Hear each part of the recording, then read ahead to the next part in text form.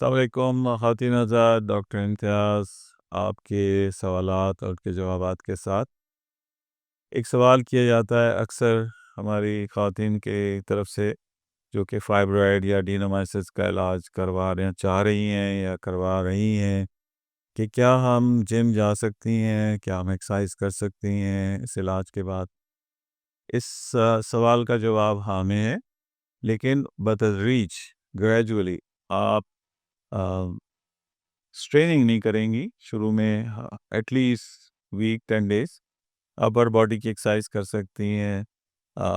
हम ये नहीं चाहते कि आप स्क्वाटिंग करें, यानी लेग्स की बहुत ज़्यादा स्ट्रेनिंग करें। उससे ये होगा कि जो प्रोसेस चल रहा है उसमें क्रैम्प्स ज़्यादा हो सकते हैं, तो उनको अवॉइड करने के लिए आप वॉक कर सकती हैं, स्टेशनरी बाइक चला सकती हैं, अपर बॉडी की एक्सरसाइजेस कर सकती हैं, और हफ्ता 10 दिन की बात है, 2 हफ्ते के बाद आप रेगुलर एक्सरसाइज यकीनी तौर पे कर सकती हैं।